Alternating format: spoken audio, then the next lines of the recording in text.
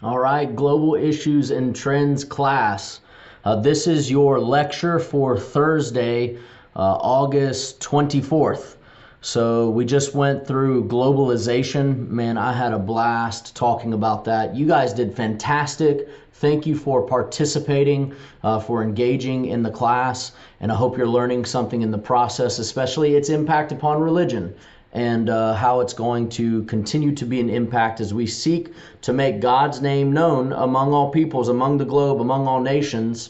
But we have to pay attention to how that is taking place. So I had to leave a little bit earlier this week because of a preaching obligation. So instead, I've recorded for you this video as we are going through world population trends for this particular class lecture. There's going to be some websites that I'm going to be using for this class, in addition to you having to investigate some of this. And then don't forget, every single class has a class quiz. So there won't be a flex discussion that anybody's going to have to necessarily answer, but you will have to do the class quiz, and it's going to relate to the content of what we're going through right now. So as you can see, just take a look at my screen. You can see right here that I am on worldpopulationreview.com. worldpopulationreview.com.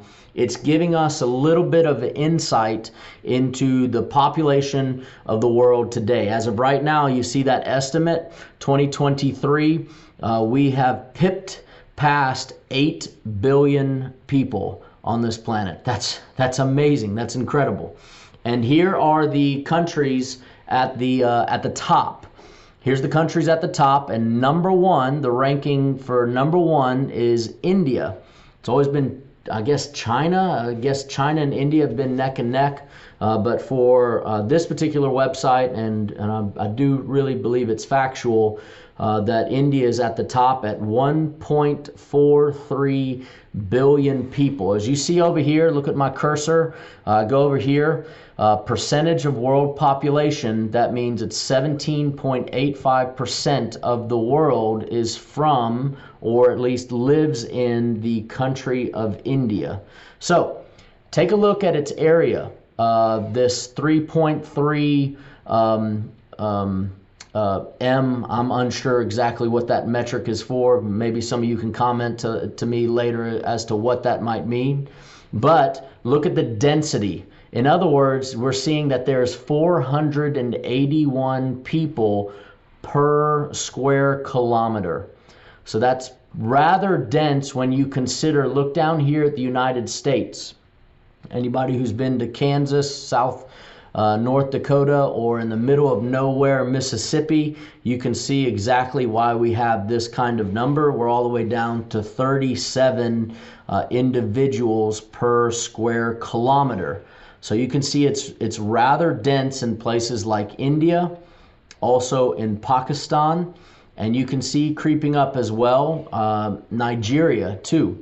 Just consider that for its total land area. And a few things that I want to point out, like Indonesia's top 4. I guess I'm good to go in with regard to learning another language, because I can, to some extent, function in Bahasa Indonesia, a very populous country right here. And you can take a look and see exactly how each country is doing right now with regard to growth rate. So if you've taken a look at the top countries of the world, which one has, at least for the top countries, the leading growth rate? You see it down here, Nigeria. See, Nigeria is going to be much more of a factor as we move on into the future. And at least from a Christian perspective, I really do love and appreciate this. Because I am fascinated with what has taken place in our lifetime with regard to Christian missions, because we have seen a fundamental shift from the north and the west to the south and the east. In other words, epicenters of Christianity, at least in this modern missionary movement and beyond, has been roughly Europe and North America. But now we are seeing the epicenter of Christianity shift to the south and to the east, places like Nigeria and other parts of Africa, places, yes, even parts of Southeast Asia, no, not as significant, but there are factors at play, such as South Korea. So this is a fascinating shift that is taking place, of course, with South America involved as well. And it's things like growth rate that you want to pay attention to, because it factors into the spread of religion as well. For example, you take a look at Pakistan and you're going to recognize that they have a significant, a more significant growth rate than, say, for example, the United States. And they are overwhelmingly Muslim. So that factors into the growth of Islam throughout the world. You can click on growth rate and take a look at the countries that have the highest growth rate.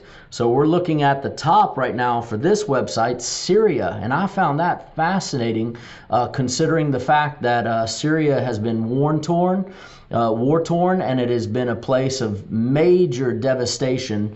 And you also notice that a lot of these countries are oftentimes in that category. We would call them the third world kind of situation, but they have higher growth rates. Right? So this is all that we can see on this particular website. If we go and we hit the same thing, we can see those that have the least growth rate or a negative growth rate. And look at this, the impact of what's taking place in Ukraine. It's at negative 7.45%. One of the things that we can pay attention to when we see growth rates like this is that we're seeing also a refugee migrant type of movement that can often take place from countries like this. So those things factor in as well. We go back to this live population and we can just see percentage, and we can take a look. If we wanted to click it and see which are the smallest, whoa, where did it go? Not exactly sure. Well, it's not going to show us that per se. This does, however, just because we want to pay attention to it, it's showing us the trajectory for growth, for population growth worldwide.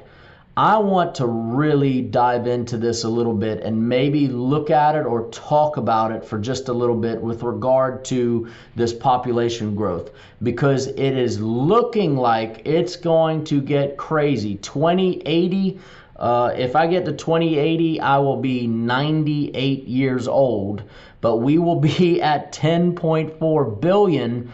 But something's going on here where they are believing there's going to be a downward shift of the population. I'm really fascinated by that. I'd like to know exactly what's going to be taking place.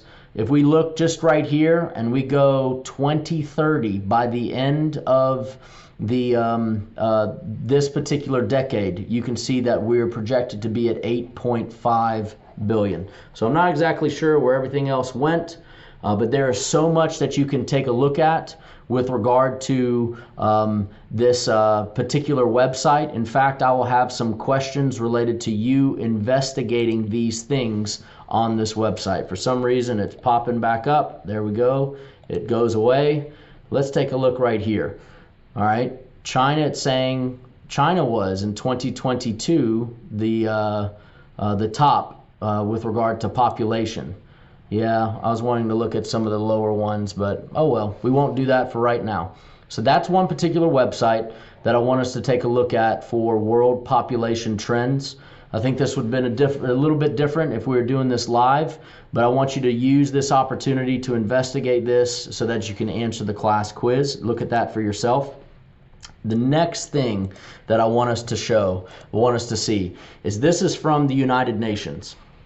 The United Nations produces a report, and to my understanding, they produce this report every year.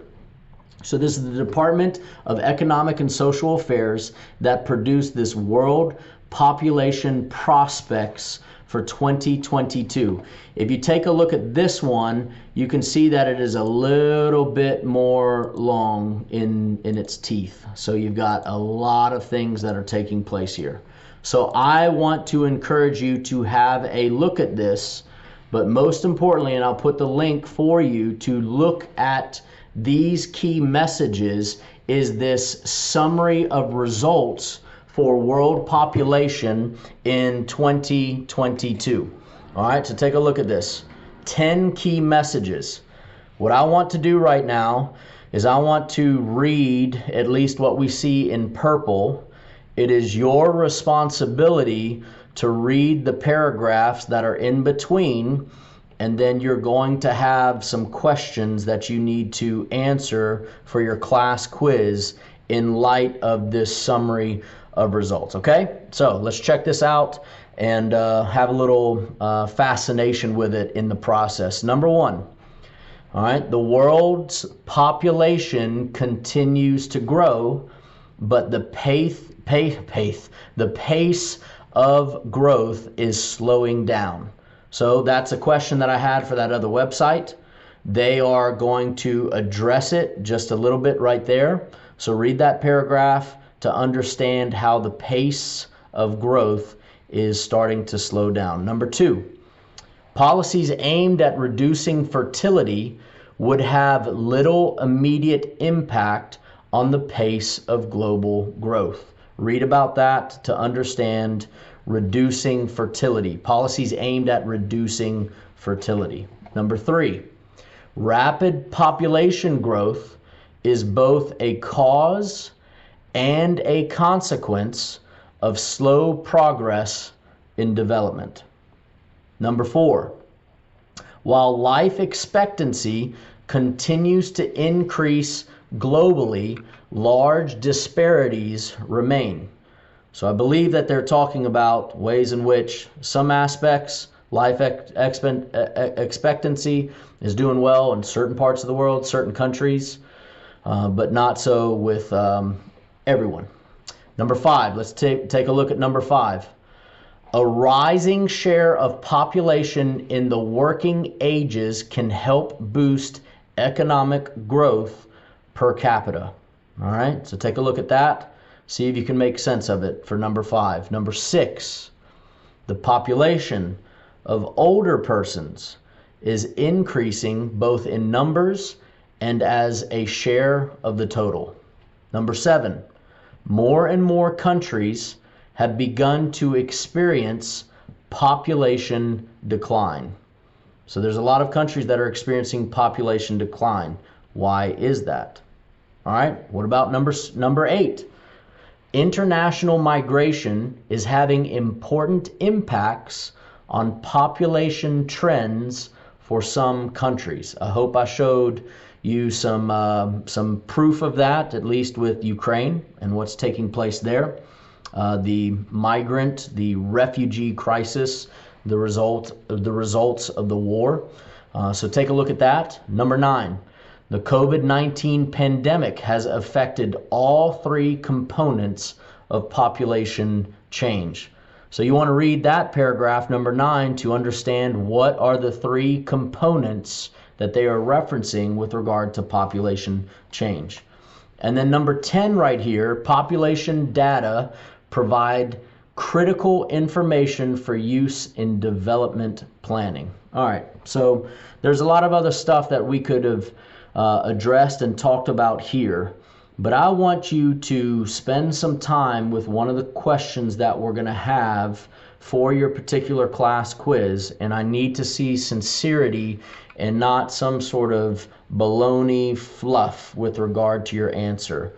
Why is it important for us as Christ followers at a Christian college to be paying attention to world population trends?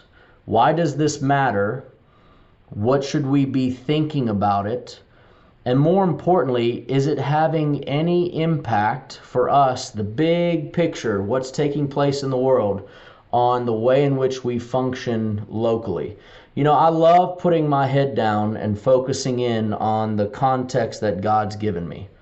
So I love focusing in, like I'm doing right now, on Level College, on this particular class, and paying attention to this opportunity for me to focus on you as the students and to have a great experience with it so that you can truly learn about global issues and trends. I love focusing in on the seminary where I live. the different components of what it means to live on this seminary campus, the ways in which it benefits my wife and my kids, the neighbors that I have, all the different activities that I can do here. I love focusing in on my local church, which is not too far from the seminary campus, and Gentilly Baptist Church and the surrounding community, and starting to get to know some more people through my church experience in the Gentilly area. And I love focusing on the city. I love going out because I get to do certain things, and of course it's got its complications. But I love being local and locally focused. I think we should be. Every single one of us should be. But should it matter what's happening with regard to, say, Nigeria? Should it matter with regard to the population, the growth rate with regard to Syria? And should it matter what's happening in all the other places that we mentioned? Why should we be paying attention to that? You know, I think it's an important thing for us to address, because decades ago, there was the Vietnam War. And the result of the Vietnam War, mostly the bad and the ugly, everything that happened as a result of it, has resulted in a Vietnamese presence, not only here in New Orleans, but also in Charleston, South Carolina. On an email just this morning with my friend, Pastor Casey Williams at a church in Columbia, South Carolina, who's talking to me about a new church planner, a Vietnamese church planner, and his opportunity for kingdom expansion amongst the Vietnamese community in Charleston. All that has ramifications for us, world population trends. It's going to bleed into the ways in which we view resources. It's going to impact a lot of our lives. And to some extent, we need to really have a proper assessment, an assessment that at least helps us to understand whether or not we got the horse blinders on and we're just not paying attention to it, or if we're actually going to start paying attention to it and do something about it. So I look forward to Tuesday when we get back together. We're going to factor in some of what we've already kind of just in a very brief way looked at with regard to world population trends. And then we're going to factor in a little bit of the population trends as far as the United States is concerned. And I hope we can have a robust in-person conversation about this to the benefit of God's glory and God's kingdom amongst all places, amongst all peoples, beginning wherever we're at. All right, so bless you guys. Thank you for watching this. Do your class quiz, and I will see you guys on Tuesday, which I believe is August 29th. All right, see you guys then.